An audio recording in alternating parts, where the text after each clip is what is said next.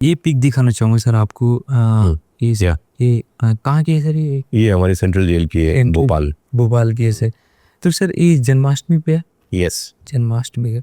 तो सर ये जेल में भी सर जेल का एनवायरनमेंट जानना चाहूँगा आपसे कि सर क्योंकि एक कॉमन सिटीजन जो मतलब कभी गया नहीं है जेल कितना डरावना है सर? मतलब वैसा कुछ है?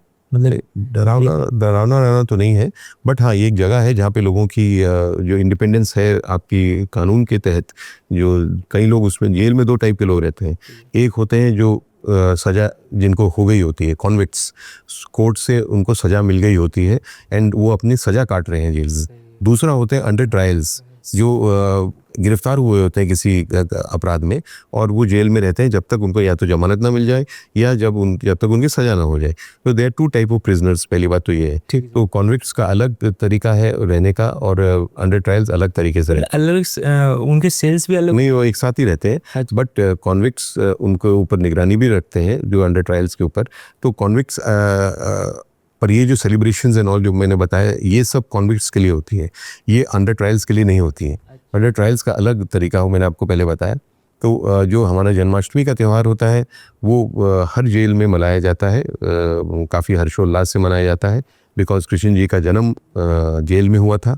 तो वो हमारे जेल के लिए बहुत बड़ी एक त्यौहार होता है और पूरे जेल में हमारे एमपी में उसको मनाया जाता है। राखी का त्यौहार भी मनाया जाता है, जब हमारे बंदी जो होते हैं उनको उनकी बहनें और माताएं बाहर से आती हैं और उनको खुली मुलाकात जैसे हम बोलते हैं, एक साथ नहीं के वो बैठ के एक जगह पे मिल सकते हैं, कुछ 15 मिनट का समय दिया जाता है और उनको राखी बांधती हैं। तो ये दो जो त्यौहार हैं वो हर जेल में बड़े हर्षोल्लास से मनाए जाते हैं। और उसके साथ अन्य त्यौहार भी, बिकॉज देखिए jail is not only a place for punishment. Jail मेरी अगर आप डेजिग्नेशन देखोगे तो मेरा है DG jail and correctional services, सुधारात्मक सेवाएं। तो सुधार केंद्र के रूप में भी यूज़ हम लोगों डेवलप होता है। सिर्फ सज़ा देने की जगह नहीं है वो सुधार की जगह भी है। तो इसीलिए उसमें त्यौहार भी मनाए जाते हैं। अभी जैसे गणपति जी का चल रहा है तो हर जगह जेल में गणपति जी का विराजमान किया है, उनकी आरती होती है। तो एक तो रिलीजियस चीज़ें होती हैं, स्पिरिचुअल चीज़ें भी होती हैं, इंडस्ट्रीज़ एंड फैक्ट्रीज़ भी चलती हैं हमारी जेल में। जेल के अंदर फैक्ट्रीज भी होती है? फैक्ट्रीज़ हैं, मतलब नॉट इतनी बड़ी फैक्ट्री, बट छोटी छोटी चीज़ें जैसे कपड़ा, हैंडलूम बनाना, आपकी प्रिंटिंग प्रेस होती है, इंदौर जेल में है जो प्रिंटिंग करके बुक्स बाइंडिंग करते हैं, थाली मेकिंग एंड स्टील की थालियाँ एंड वो कटोरियाँ एंड मसाले बनाना, मतलब ये कई उद्योग हैं जो जेल में चलते हैं। और उससे जेल के जो इनमेट्स हैं उनको रोज़गार भी मिलता है, उनको उसका भुगतान भी होता है पैसे का, जो बाद में उनको मिल जाता है जब वो जेल से रिलीज़ होते हैं।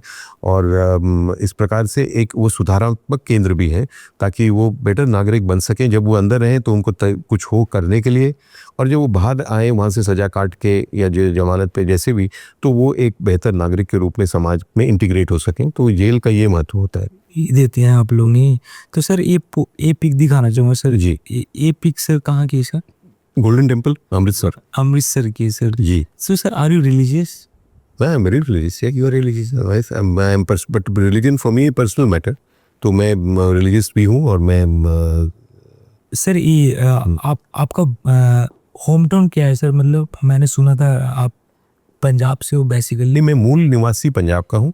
मेरे फादर मदर पंजाब से थे, बट मैंने आपको बताया पापा मेरे एमपी काडर में थे। तो मेरा जन्म तो मध्य प्रदेश में हुआ और मैं यहीं पढ़ा और काफ़ी साल यहीं रहा, और अब मेरे को मध्य प्रदेश काडर ही मिल गया है तो मैं भी यही काम भी मैंने यही किया। तो मैं तो मध्य प्रदेश का रहने वाला हूँ। मेरा होम टाउन है भोपाल, क्योंकि मेरे फादर रिटायर होने के बाद भोपाल में रहते थे, तो मेरा होम टाउन भोपाल है। पर मूल निवासी मेरे मतलब एंसेस्टर्स, मेरे पूर्वज के मान से देखो तो मैं फिर पंजाब का रहने वाला हूँ। Punjab, yes sir. ये पिक कहाँ की है सर? ये गुजरात की है। ये गुजरात में भावनगर में एक मंदिर है माता जी का। अच्छा। उनको वहाँ की है। तो सर आप ट्रैवलिंग करते रहते हो? मतलब ये मैं बिल्कुल जाता हूँ, क्योंकि एक तो मेरे को ट्रैवलिंग का भी शौक है, दूसरा ये मैं एक सेशन के लिए गया था भावनगर में। और मेरे साइबर का सेशन था, तो उसके सेशन 2 सेशन थे मेरे वहाँ पे। तो ज्ञान माजरी एक यूनिवर्सिटी है और एक संस्था में था। तो उसके बाद जो आसपास के जब भी मेरे को समय मिलता है, जब भी मैं सेशन में जाता था, तो ये तो मैं करता था सेशन वाला पार्ट। जो अतिरिक्त समय मिलता था तो उसमें मैं अपना वहाँ के जो प्रमुख स्थान थे वो उनका दर्शन करना या घूमना, वो भी मेरा एक पैशन है। तो उसी का पार्ट है ये सर। ये प्लेस सर ये दिस इज द बॉर्डर ये Wagah border sir. Wagah border ये अमृतसर के पास। सर वहाँ का थोड़ा एक्सपीरियंस बताइए सर। मैंने सुना है वहाँ का वाइब कुछ अलग ही है, मतलब वो तो मतलब इंडिया एंड पाक मतलब दोनों फोर्सेस रहते हैं ना सर। यस, वही गेट है बीच में, जो एक साइड पाकिस्तान है, उसको वाघा का जो जगह है वो पाकिस्तान में है, और अटारी बोल के एक जगह है वो हिंदुस्तान में है। तो वो बॉर्डर चेंजिंग ऑफ गार्ड्स बोलते हैं इसको। जब फ्लैग नीचे आता है, जो सनसेट होता है, तो राष्ट्रध्वज को उतार के उसको सम्मान ले जाया जाता है। ये उसका है ओकेजन का। उस साइड पे पाकिस्तान के नागरिक रहते हैं और इस साइड पे इंडिया के, भारत के लोग रहते हैं, और चेंजिंग ऑफ गार्ड सेरेमनी वहाँ पे होता है। काफी इंटेंस माहौल होता है सर वहाँ पे। नहीं, परेड वरेड होता है सर वहाँ पे। परेड मतलब वो जो उनकी रूटीन होती है ना, परेड ऑफ फ्लैग को नीचे लाना, फिर उसको फोल्ड करना, फिर उसको ले जाना सामान से, वो वाली सेरेमनी है। तो उसमें ऑफ कोर्स तरतीब के साथ होता है, विद प्रॉपर परेड। बीएसएफ करती है इंडिया में, तो वो उसके तहत तो इट इज़ अ फ्लैग को उतारने का परेड, उसका है वो पार्ट। सर पाकिस्तान साइड से आर्मी रहती है क्या? पाकिस्तान की भी जो फोर्स है, उनकी बॉर्डर फोर्स, रेंजर्स बोलते हैं शायद उनको, तो वो लोग करते हैं वो। सर ये पिक दिखाना चाहूँगा। हाँ सर ये आपकी मॉम, मेरी माँ है। Yes. Your parents alive? No, मेरी father passed away in 2011 and my mother passed away in 2019 है।